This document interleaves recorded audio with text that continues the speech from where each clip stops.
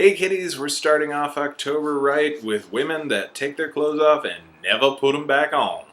It's getting hot in here, so hot, so take off all your clothes. That's right, all these three horror movies feature women that at some point take their clothes off and then never actually put them back on because Tom is a complete sleazeball. Our menu is going to include The Faculty, Return of the Living Dead, and Lifeforce. Now, I'd never seen The Faculty before, which was an oversight on my part, as I absolutely adore Robert Rodriguez films. He's just always just energetic and fun, and usually comes up with a lot of clever ideas for movies. This one was not something of his own creation. It was Miramax and producing and Kevin Williamson, hot off of Scream success, coming up with what's essentially Invasion of the Body Snatchers mashed up with The Breakfast Club. And don't get me wrong, this is not the worst idea. It's just this movie's it's sort of boring. I like just about everybody in it, but it just I don't know. It didn't do anything for me. Starring Elijah Wood, Josh Hartnett, Usher, Clea Duvall, some other random people as the kids, including Canada's own Laura Harris of Dead Like Me fame, playing what spoiler alert for a movie that's about 16 years old.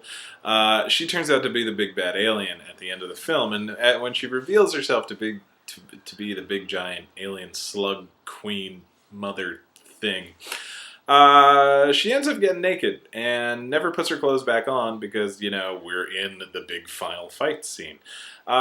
It kind of represents how far horror movies fell in the 90s in terms of sleazeball factor, and that she gets naked, you get to see a bit of her butt, but that's about it. Yeah, everything is conveniently covered in shadows and everything, which is, I put more towards the producers trying to make it as marketable as possible, because Laura Harris has gotten naked in other movies. Again, cannot stress enough that I am a complete sleazeball and, look up these sorts of things.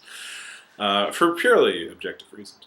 But she is cute as a button, and the performances aren't bad. The titular faculty is kind of fun because you got Beebe Newworth, Robert Patrick, Piper Laurie, Salma Hayek, because it's Robert Rodriguez movie, and Jon Stewart.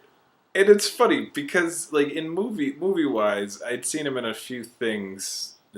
Most notably for me, Playing by Heart, I thought he was pretty good. He's really terrible in this movie. He's almost hilariously bad.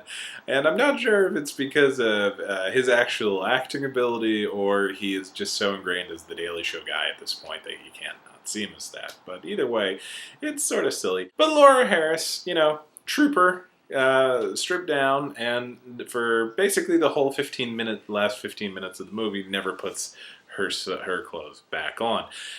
We will be proceeding in order of awesomeness, which I classify as quality / length of time. So Laura Harris, this is absolutely no reflection on the quality of your acting ability or your body circa 1998, but the movie just doesn't show anything, and it's over too quickly.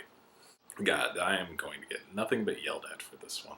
Return of the Living Dead, 80s classic, and one of, an earlier movie to add the self-referential nature that would be used to great effect by movies like Scream or, The Faculty.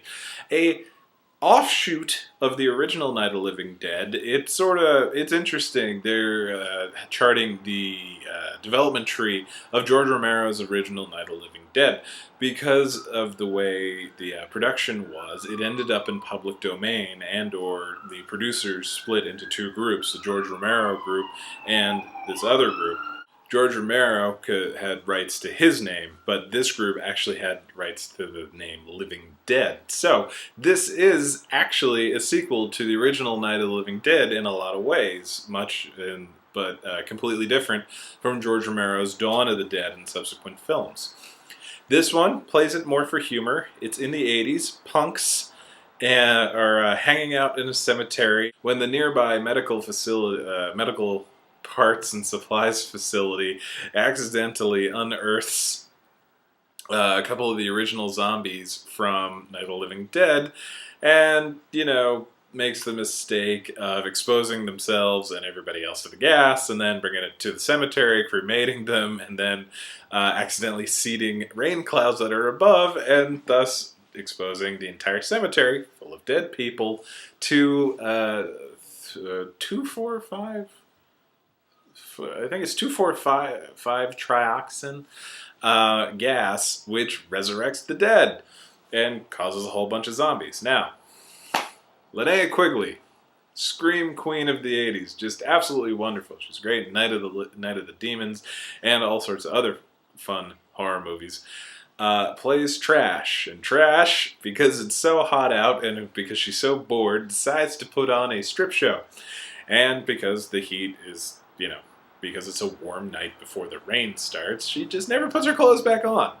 And she's not wearing any of her clothes when she's attacked by zombies and subsequently turned into one herself. And she just keeps going around, popping up all throughout the movie as the naked redheaded zombie, just attacking and killing everything until, everybody dies. Again, spoiler alerts for movies that are very, very old. Linnea Quigley, just awesome. And, if movies are any indication, never shy to show off her body, because she tends to do it in just about every other horror movie she's in. It's just such a fun moment because it appears, according to the dialogue, that this happens more often than not, that Trash will just start taking off her clothes. But it was just crazy because she never puts them back on, and she's in the whole rest of the movie, in pieces. Pretty sure if you add them all up, it's still more than, say, Laura Harris in The Faculty, but it just keeps going and going and going. But here's the thing. Linnea Quigley, as lovely as she is no Matilda May. Oh my god, Lifeforce. Directed by Tobe Hooper, based on the book Space Vampires. Guess what it's about? Did you guess Space Vampires? Because yeah, it's about space vampires. Steve Railsback and company go into space to check out Halley's Comet I'm pretty sure Halley's Comet. In the vapor trail of Halley's Comet is something akin to a spaceship that looks like an artichoke. Inside this are space vampires that Steve Railsback and company eventually bring back down to Earth. The space vampires are led by Matilda May, who is never wearing clothes. I mean, I swear to God, the closest she gets is when she's possessing other people, but she is just gloriously naked throughout this entire movie, and Matilda May, man. Just exquisite. The movie itself, a lot of great potential. It's neat because it's very British, even though it was made by Americans. And but it's set in England, and the whole cast is English, so it adds to the otherworldly quality of it.